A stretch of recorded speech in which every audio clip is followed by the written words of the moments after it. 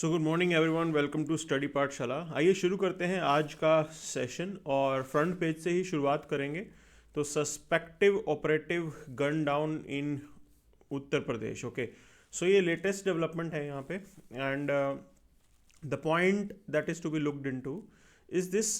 हम सब कुछ कर सकते हैं अपनी सिक्योरिटी को बेटर करने के लिए, और उस सिक्योरिटी को बेटर करने के लिए सबसे ज़रूरी जो चीज़ है that is the intelligence part here. Okay, तो ये इंटेल थी, एक पर्टिकुलर मॉड्यूल था, कुछ एक्टिविटीज़ जो है यहाँ पे देखी गई एंड बेस्ड ऑन दैट जो है गवर्नमेंट मीन्स पुलिस ने अपना एक्शन किया and this is what the things have been. तो ये कुछ एक इंडिविजुअल्स थे, they were you can say involve in grenade attack. Police की पोस्ट पे ग्रेनेड अटैक जो है करने वाले ये लोग थे और अब जो है इनको पकड़ के एक तरीके से मार दिया गया और वहाँ पे आईएसआई के साथ लिंक भी मिला है हमें। तो पाकिस्तान की इंटेलिजेंस एजेंसी है, इंटर स्टेट इंटेलिजेंस, जो है उनके साथ कुछ कनेक्शंस मिले and this is how Pakistan is you can say interfering in our system. So Bangladesh writes to India seeking Hasina's extradition. Okay, तो अब वो लिख के हैं कि भी बोल रहे हैं कि शेख हसीना को वापस बांग्लादेश भेज देना चाहिए। This is the call that government has to take. ये गवर्नमेंट का कॉल होगा, क्या हमें भेजना चाहिए क्या नहीं भेजना चाहिए। The point is this, her safety will definitely be compromised. और दूसरी चीज़ अगर आप देखेंगे तो अब ये हमें देखना है कि जो न्यू लीडर्स हैं वहाँ पे, क्या हम उन न्यू लीडर्स के साथ कोऑपरेट करें। And she was known to be pro India. Okay, तो व्हाट शुड बी डन, क्या करना चाहिए। तो ये डायलेमा होगा because things have changed in you can say Bangladesh in the meantime. इनके जाने के बाद काफ़ी चीज़ें बदल गई हैं वहाँ पे, but nevertheless we can't have another you can say Pakistan on our borders. तो whosoever is in power in that country we have to be working with them, उनके साथ मिलके काम करना है। चलिए अब डिटेल में जानते हैं और आगे बढ़ते हैं। ये तो दो खबरें थी और डिटेल वाली खबरें ये हैं। Shyam Benegal is dead. तो श्याम बेनेगल कमेटी है, उसके रिकमेंडेशंस की बात करेंगे। Kashmiri artisans paper mache, that is what Kashmir का ये आर्ट है, इससे related. And interesting point is this, हमने जो है यहाँ पे PYQs भी ऐड किए हैं, तो स्टे ट्यून्ड। अच्छा, सेफलोपॉड्स स्पीशीज इन न्यूज़। ओके, तो ये स्पीशीज इन न्यूज़ के बारे में भी हमें पता होना चाहिए। इंडिया स्टील फ्रेम IAS, बिल्कुल सरदार पटेल ने जो है ये बात मानी थी कि IAS is the steel frame of India, but they should also be held accountable. तो एब्सोल्यूट पावर नहीं होनी चाहिए, अकाउंटेबिलिटी आपको फिक्स करनी होती है। Then India as a global skill supplier, तो this is what India can emerge, ये इंडिया बन सकता है। India's reliance on China for critical minerals, will look into this. And then India Sri Lanka relations, specifically हम इसके अंदर बात करेंगे श्रीलंकन कॉन्स्टिट्यूशन की अमेंडमेंट नंबर 13A, जो अक्सर जो है वो न्यूज़ में होती है। So these are the prime topics that we will be looking into in detail. तो शुरू करते हैं। श्याम बेनेगल जो है, इनकी डेथ हो गई है and he was you can से 90 ईयर्स ओल्ड। अब जो हमारे एग्जाम सेंट्रिक पॉइंट्स हैं, देखो इनके काफ़ी रिकमेंडेशन थे स्पेसिफिकली सेंसर बोर्ड को लेके। देखिए रियलिटी में उसका नाम CBFC होता है, central board for film certification. ठीक, तो फिल्म सर्टिफिकेशन का काम था, लेकिन हमने उसको क्या बना दिया, सेंसर बोर्ड बना दिया कि ये तो भैया हर चीज़ को सेंसर करने का काम करेगा। तो ये पॉइंट है। अब उसको इम्प्रूव करने को लेकर श्याम बेनेगल कमेटी के रिकमेंडेशंस थे, तो वो रिकमेंडेशंस कुछ ऐसे हैं। अब मेंस के अंदर सवाल किस तरीके से बन सकता है, सिनेमा की फ्रीडम के ऊपर सवाल बन सकता है, that is part of your freedom of speech and expression, उसी के अंदर जो है आप इसको कवर अप करेंगे, उससे रिलेटेड आप बात करेंगे। Then there can be a direct question on central board of film certification, CBFC, censor board के ऊपर सीधा सवाल भी पूछा जा सकता है। तो वहाँ पे ये रिकमेंडेशंस आप अपने एग्जाम में मेंशन कर सकते हैं।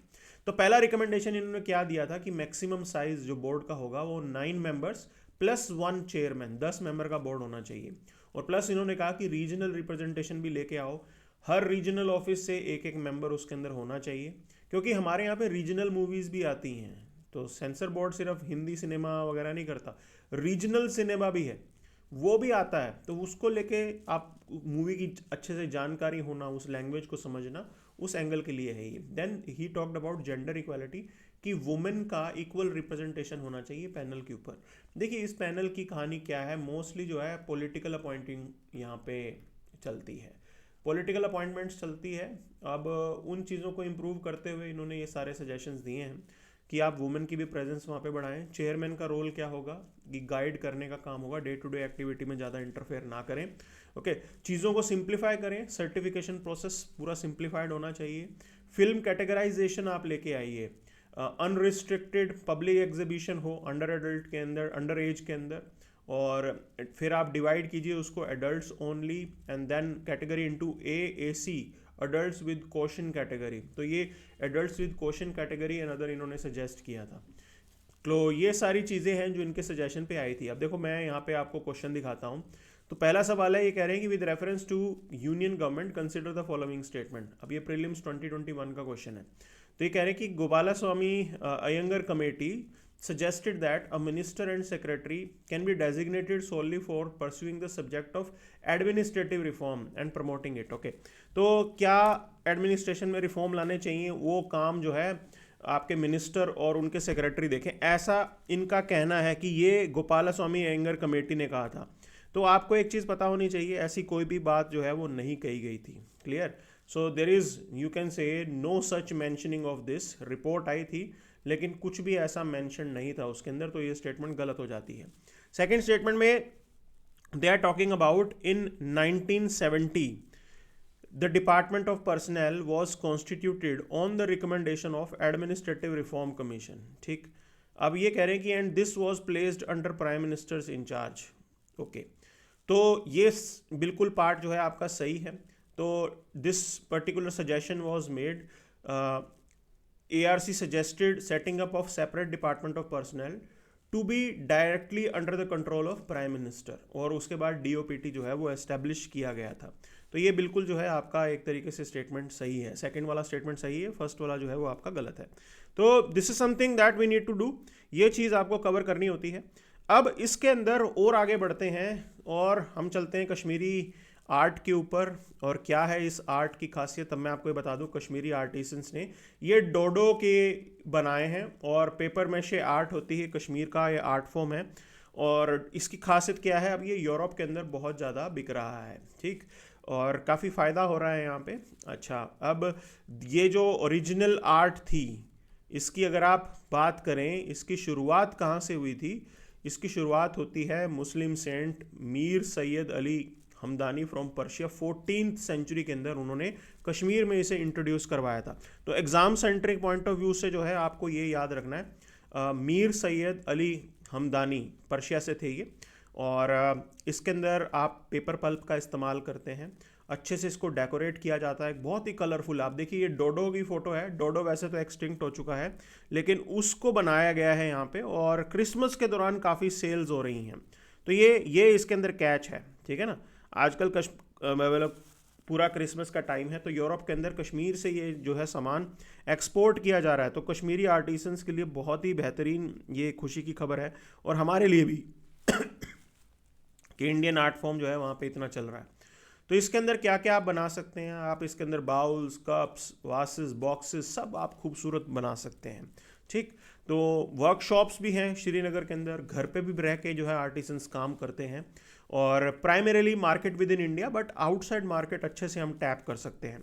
और इंटरेस्टिंग पॉइंट ये है, it has been given GI tag, इसको GI टैग भी दिया जा चुका है। तो ये पूरी इसके अंदर कहानी थी, जानकारी थी जो हमने यहाँ पे देखी। अब देखिए आप इसके अलावा और किन चीज़ों को देखेंगे, तो हमने यहाँ पे कुछ PYQs ऐड किए हैं। तो अब ये PYQ कह रहे हैं कि in which one of the following regions was Dhanyakataka which flourished as prominent Buddhist center under the Mahasanghikas located। तो ये जो टर्म पहले तो हमें मालूम होनी चाहिए, ये बुद्धिस्ट एक तरीके से स्टडी का सेंटर है, और ये कह रहे हैं कि कहाँ पे ये डेवलप्ड हुआ था। So this news of this development was related with Palnadu district of Andhra Pradesh. Okay, तो ये जो है एक तरीके से धया कटका का पुराना नाम था, जिसको हम धन्य कटकम भी बोलते हैं। तो धन्य कटकम जो है ये टर्म है, धन्य कटकम से पूछा जा रहा है कि बुद्धिस्ट का कोई सेंटर था। अब ये आंध्र प्रदेश के अंदर लोकेटेड था। ये धन्य कटकम की बात करें, it was the capital of Satavahana kingdom which ruled in Deccan around 1st and 3rd century AD।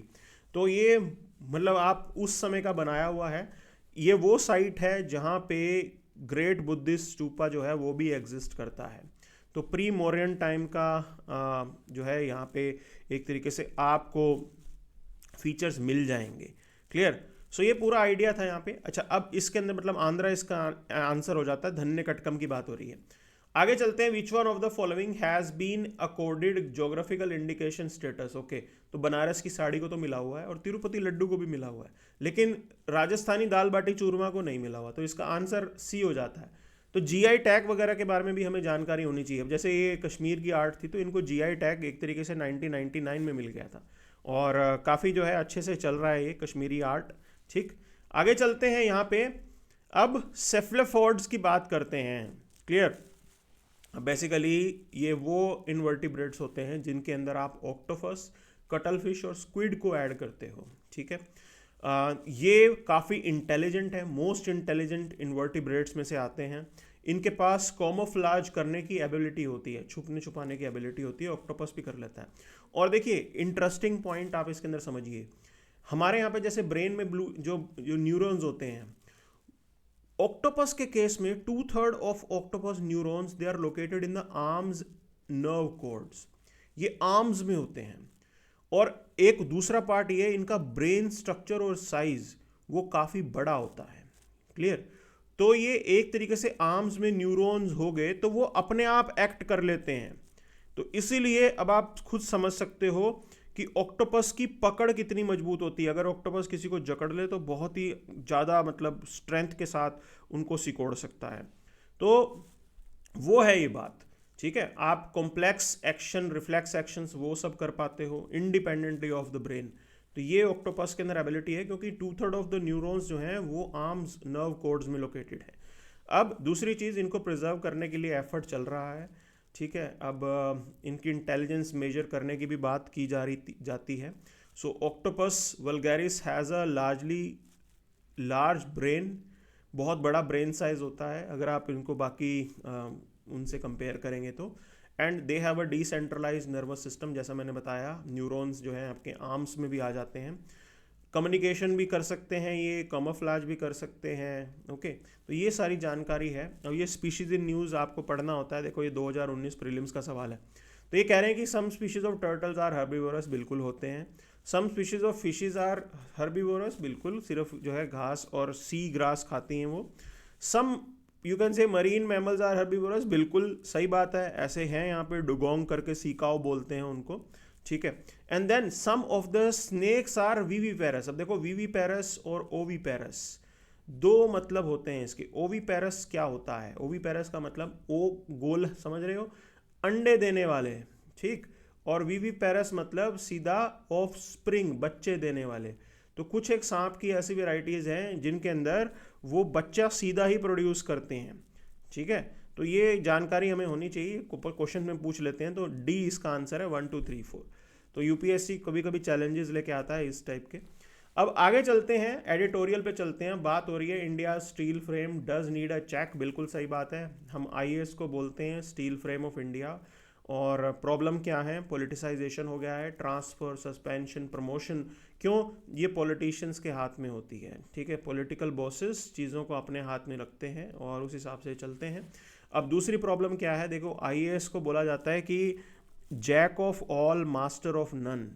तो ये सब चीज़ों के बारे में थोड़ा थोड़ा जानते हैं, लेकिन मास्टर किसी चीज़ के नहीं हैं। ठीक है, ये प्रॉब्लम है, इसीलिए बात की जाती है लैक ऑफ स्पेशलाइजेशन की।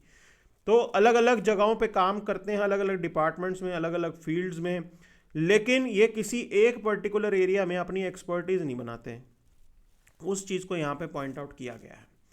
होना भी चाहिए किसी एक फील्ड के अंदर, तो एक्सपर्टीज जो है यहाँ पे आईएएस को बनानी चाहिए। और ये सजेस्ट भी किया जाता है, यही चीज़ सजेस्टेड भी होती है कि आईएएस जो है वो किसी एक डोमेन के अंदर एक्सपर्ट हो जाएं। ठीक है, तो डोमेन एक्सपर्टीज हम डिमांड करते हैं इनसे, तो वो यहाँ पे नहीं दिखती है। अच्छा, देन करप्शन, इनएफिशिएंसी, ये बिल्कुल आ गया है। लो गवर्नमेंट इफेक्टिवनेस रैंकिंग हमारे यहाँ पे दिखती है।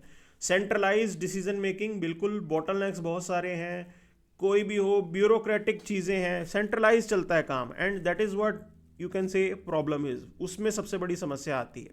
तो ये सारी चीज़ें यहाँ पे पॉइंट आउट की गई हैं, ठीक, ये कमियां हैं आईएएस के अंदर। अब इन चीज़ों को हमें ठीक करना है और मल्टीपल टाइम्स रिफॉर्म्स भी सजेस्ट किए गए हैं, और एक रिफॉर्म ऐसा था जिसको बोलते हैं हम लेटरल एंट्री, कि आप बाहर से, आप एक तरीके से आउटसाइड सर्विस आप लोग लेके आएंगे और उनको जो है जॉइंट सेक्रेटरी लेवल पे लगाया जाता था, लेकिन because of the political compulsion इस साल वो भी नहीं हो पाया। तो मैं आपको ये बता रहा हूँ, कभी कभी पॉलिटिक्स जो है वो प्रॉब्लम क्रिएट करती है। बिहार के कुछ एक पॉलिटिशियंस ने उसको लेके ऑब्जेक्ट किया था कि भी ऐसा है वैसा है, ये इशू है वो इशू है, और नीतीश, अब कोलिशन गवर्नमेंट है, मोदी जी खुल के काम नहीं कर सकते हैं, तो इसलिए इस साल जो है वो नोटिफिकेशन वापस ले लिया गया था। तो ये पूरी कहानी है यहाँ पे, ठीक है। अब हम चाहते हैं मेरिट बेस्ड हो, ये सब कुछ हो, और ये रिफॉर्म सारे आपके पास अवेलेबल भी हैं, लेकिन दे आर नॉट इम्प्लीमेंटेड, चीज़ों को इम्प्लीमेंट नहीं किया जाता, ठीक। तो ये हमारे एग्ज़ाम में आंसर लिखने के लिए हो जाते हैं, लेकिन पॉलिटिकल विल चाहिए इम्प्लीमेंट करने के लिए। तो ये सारी चीज़ें हैं। अब जैसा मैंने बताया कि लेटरल एंट्री इंट्रोड्यूस किया गया था यहाँ पे, अब due to the political compulsion इन्होंने यू टर्न भी ले लिया पॉलिटिकल चैलेंजेस देखते हुए। उन्होंने कहा कि आईएएस का जो है मोराल डाउन हो रहा है, और मैं आपको बता रहा हूँ आईएएस लॉबी जो है वो बहुत स्ट्रॉन्ग है, तो they lobby a lot, it's a very strong you can say entity. अच्छा, अब दूसरी चीज़ यहाँ पे आ रही है पोटेंशियल मॉडल जो यूएस का कर सकते हैं हम लोग, ठीक है। अब US department of government efficiency उन्होंने अभी लेटेस्ट बनाया है, और उसके अंदर Elon Musk and there is one more you can say individual who has been given this task, जिनको एक काम दिया गया है कि वो जो है यूएस की ब्यूरोक्रेसी को इम्प्रूव करेंगे। मैं आपको एक चीज़ बताता हूँ, जब हम पब्लिक एडमिनिस्ट्रेशन पढ़ते हैं तो पब्लिक एडमिनिस्ट्रेशन के अंदर हम वुड्रो विल्सन को काफ़ी क्रेडिट देते हैं। Now he also worked to you can say improve US administration, उन्होंने भी यूएस एडमिनिस्ट्रेशन को बेटर करने के लिए काम करना शुरू किया था, और एक नया सब्जेक्ट ही बन गया था पब्लिक एडमिनिस्ट्रेशन। तो ये नया डेवलपमेंट जो है US department of government efficiency, ये एक तरीके से पूरी दुनिया इसके ऊपर नज़र रखेगी कि वो कर क्या रहे हैं, because same thing can be implemented with by rest of the countries. थोड़ा बहुत ऑल्टर करके, अपनी रिक्वायरमेंट के अकॉर्डिंग एडजस्टमेंट करके आप भी उस चीज़ को लागू कर सकते हैं, और वही यहाँ पे जो है पॉइंट भी बताया गया है, ठीक है। तो अभी बैरियर्स टू रिफॉर्म क्या है, सबसे बड़ा बैरियर है seniority based progression and generalist approach. तो जर्नलिस्ट अप्रोच मैंने बताया, बिल्कुल it is known as you can say jack of all master of none, और प्रमोशन हमारे यहाँ पे सीनियोरिटी बेस्ड होती है, वो प्रॉब्लम है। आप काम करें ना करें आप प्रमोट हो जाएंगे, ठीक। तो सीनियोरिटी बेस्ड चलता है, नॉट ऑन परफॉर्मेंस, ये है दिक्कत, परफॉर्मेंस के हिसाब से चलना चाहिए आपको। तो ये सारी हर्डल्स आती हैं। अब पॉलिटिकल इंटरफेरेंस है, obstacle to legal legislation and enforcement, हमें इसके लेके काम करना है। जुडिशियल इंटरवेंशन होती है, ठीक है, supreme court, directive on civil services boards, ये सारी चीज़ें हैं, लेकिन इन चीज़ों का इम्पैक्ट इतना बड़ा नहीं दिखा है अब तक, ये है रियलिटी। काफ़ी चीज़ें रिकमेंडेड है, you have to prioritise expertise, बिल्कुल डोमेन एक्सपर्टीज डेवलप करनी है। प्रमोशन को आप आउटकम्स के साथ लिंक करें, यहाँ से परफॉर्म करें, परफॉर्मेंस को ऐसे मेजर करें। देखो मैं आपको सही बता रहा हूँ, परफॉर्मेंस मेजर करना कभी कभी दिक्कत वाला भी काम है। अब सपोज कीजिए आप एजुकेशन सेक्रेटरी हैं, एजुकेशन के अंदर कैसे आप डिसाइड करेंगे कि आईएएस ने काम अच्छा नहीं किया, क्या पता आईएएस ने काम अच्छा किया हो। और एजुकेशन की बात तो आप ऐसे होती है ना, लर्निंग है ये, तो घर का माहौल कैसा है, वो सारे फैक्टर्स भी आते हैं। घर पे कम पढ़े लिखे लोग हैं तो वो एजुकेशन इम्पैक्ट होगी उससे बच्चे की, उसके लिए हम किसी ऑफिसर को क्यों जिम्मेदार ठहराएं। या स्वच्छ भारत अभियान है, हम लोग जो है ओपन डिफेकेशन अभी भी किए जा रहे हैं, तो उसके अंदर हम किसी ऑफिसर को कैसे रिस्पॉन्सिबल ठहरा सकते हैं, वो चैलेंज यहाँ पे दिखता है हमें। क्लियर। तो अगले एडिटोरियल पे चलते हैं, India as global skill supplier. बिल्कुल, we are living in a globalised world, technology की दुनिया है, लेबर माइग्रेशन हो रहा है, स्किल्स आज की डेट में इंपॉर्टेंट है, और destination countries increasingly prioritise the skilled migrants, ये उनको खासियत उनको पता लगती है। तो बेसिकली सर्विस सेक्टर के अंदर जो जाने वाले हैं उनके लिए काफ़ी अभी भी जॉब्स ओपन है। अगर आप आईटी में जा रहे हो, अगर आप डॉक्टर बन रहे हो, तो नौकरी की इतनी प्रॉब्लम नहीं है। प्रोफेशनल्स के लिए नौकरियां बाहर हैं दूसरे देशों में, but not for you can से द सेमी स्किल्ड जॉब्स, उसमें जो है प्रॉब्लम है। तो आज की डेट में दिक्कत क्या आ रही है कि फर्स्ट ऑफ ऑल हमारे यहाँ पे फ्रेगमेंटेड पॉलिसी स्ट्रक्चर है, कॉम्प्रिहेंसिव पॉलिसी नहीं है। अगर हम चाहते हैं कि इंडियंस जो हैं वो पूरी दुनिया के अंदर सर्विसेज प्रोवाइड करें, तो उसके लिए आपको उनको स्किल तो बनाना पड़ेगा ना, you have to provide them with respective skill. और दूसरी चीज, आज evidence based policy intervention lacking है, ग्राउंड रियलिटी हमें पता ही नहीं है क्या है। फर्स्ट आपको एक चीज तो मालूम होनी चाहिए ना कि डिमांड किस पर्टिकुलर स्किल की है। तो गवर्नमेंट अपने लेवल पे पहले तो ये आइडेंटिफाई करे, ये हमारे एंगल पे होना चाहिए।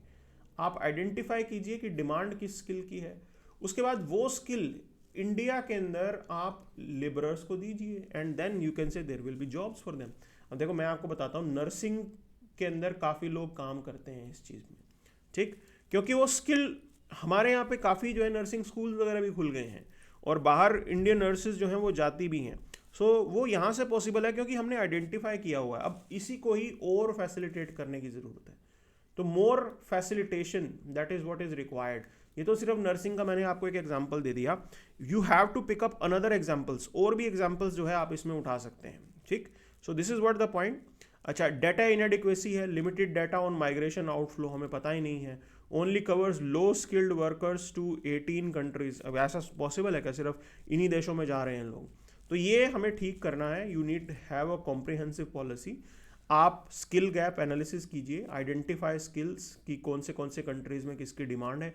US, UK, Canada, gulf countries, Germany, South Korea, Japan, सब जगह shortage of you can say labour है।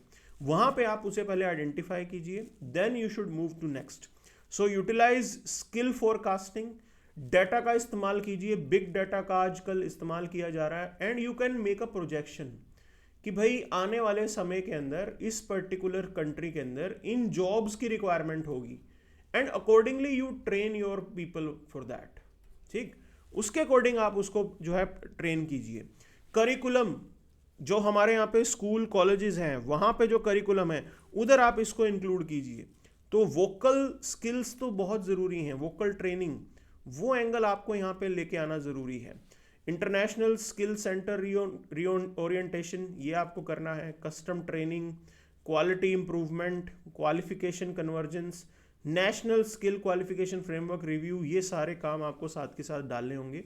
If we are able to provide them with you can say quality, definitely public जो है वो आपके साथ आएगी, और अब लोगों को एक बार पता लगेगा कि ये काम करने में फ़ायदा भी है तो खुद ब खुद वो स्किल सीखना चाहेंगे। बट आपको उसके लिए सबसे पहले एक प्लेटफॉर्म तो प्रोवाइड करना पड़ेगा। This is what the idea is. अगले पे चलते हैं, तो India's reliance on China for critical minerals. Okay, देखिए सबसे पहले आपको समझना पड़ेगा रेयर अर्थ मेटल, ठीक, आपने कभी बहुत बार सुना होगा ये। अब देखिए रेयर अर्थ मेटल ऐसा कुछ नहीं है कि बहुत ही रेयर जगहों पे मिलता है, ये इंडिया में भी होगा, ठीक है, ये बहुत जगहों पे होता है। तो इसके अंदर पहली पार्ट तो देखा जाता है कि कंसंट्रेशन कितना है, बिकॉज कंसंट्रेशन है तभी आप उसको एक्सट्रैक्ट कर सकते हो, इकोनॉमिकली वायबल है कि नहीं वो वहाँ से देख के आप बता सकते हो। अगर वो इकोनॉमिकली वायबल होगा तब आप लोगे, नहीं होगा तो नहीं लो पाओगे, ठीक। दिस इज द पॉइंट, ठीक। अच्छा, अब दूसरी चीज़, वर्ल्ड्स लार्जेस्ट माइनिंग नेशन आप बोल सकते हो चाइना है।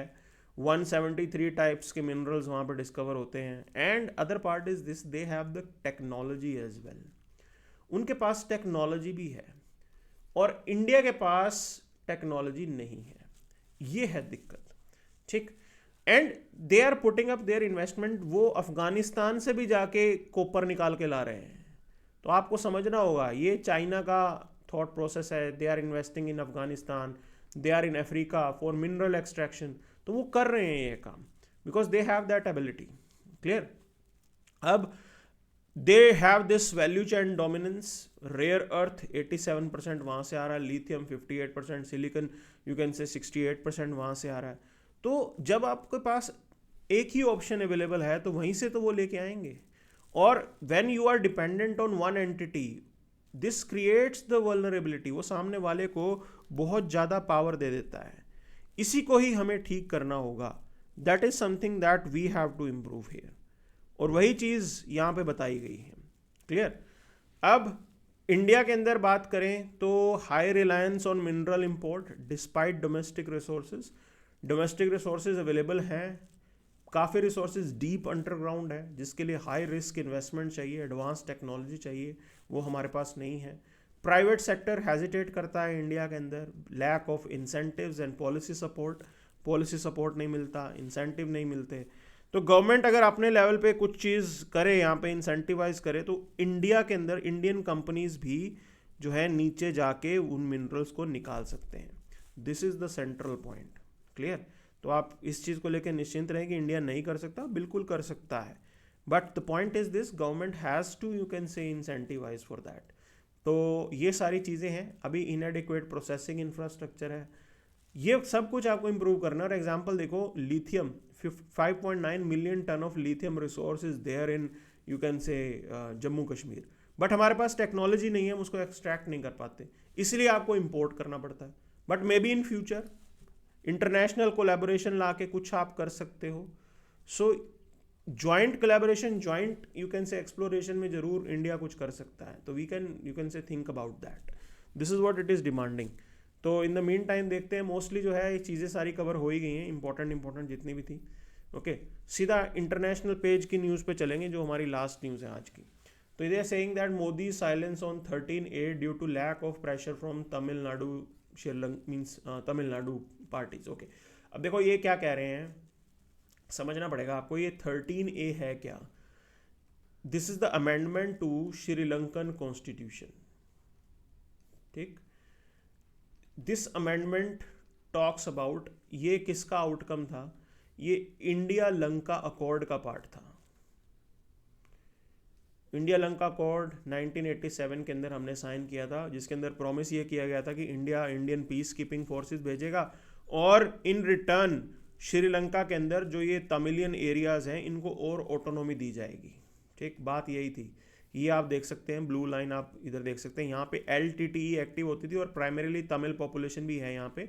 तो ये क्या था कि इनको थोड़ी ऑटोनॉमी दी जाएगी, ये चीज़ इधर डिमांड की गई थी। ये इसका पर्टिकुलर एक तरीके से सोल्यूशन था। और उन्होंने कहा कि इसको फैसिलिटेट करने के लिए हम 13th ये कॉन्स्टिट्यूशन अमेंडमेंट एक्ट लेके आएंगे और इसको इम्प्लीमेंट करवाएंगे। अब इसमें दिक्कत क्या हुई है, ये ले तो आए हैं but this has not been implemented, अभी तक इसे इम्प्लीमेंट नहीं किया गया है। ठीक, और दूसरी चीज ये भी देखी गई है, लैक ऑफ पॉलिटिकल सपोर्ट। जो सिन्हला पॉलिटिशियन है, they are not supporting it. इस पूरे के पूरे अमेंडमेंट को लागू करने को लेके वो इतना सपोर्ट भी नहीं दे पा रहे हैं। तो ये आज की डेट में डिबेट चल रही है and this is what they are demanding कि India should interfere, specifically Modi ji को इंटरफेयर करना चाहिए। अब बात यह है कि this is the internal, you can say, matter of Sri Lanka. Should we pressurise Sri Lankan government? क्या हमें श्रीलंकन गवर्नमेंट को प्रेशराइज करना चाहिए? वो यहाँ पे डिबेट है। ठीक है, तो इन द पास्ट क्या होता था कि तमिलनाडु की कोलिशन पॉलिटिकल पार्टीज कोलिशन के अंदर सेंटर में होती थी, तो regularly they use to put pressure. वो जो है यूनियन के ऊपर प्रेशर करती थी कि आप इस चीज़ को लागू करवाएं, प्रेशर बढ़वाएं, दिस एंड दैट। तो right now I don't think Modi government is under any pressure और हम बिल्कुल प्रिंसिपल से चलेंगे। हम सिर्फ रीजनल इंटरेस्ट नहीं लेके चल सकते, आपको नेशनल इंटरेस्ट लेके चलना पड़ेगा। क्लियर? एंड नेशनल इंटरेस्ट के अंदर इंडिया श्रीलंका रिलेशन इंपॉर्टेंट है, बिकॉज होता क्या है कि अगर हम प्रेशराइज करेंगे श्रीलंकन्स को, उसका बेनिफिट मिलता है चाइना को। So any pressure will bring Sri Lanka closer to China. तो ये चाइना फैक्टर है जो रोल प्ले करता है and that is what our main point is. ठीक, तो हमारी नेशनल सिक्योरिटी के लिए श्रीलंका को चाइना से दूर रखना ज़रूरी है और यही मेजर पॉइंट है जो हमें यहाँ पे समझना है। So this is what we have for today's session. Thank you very much.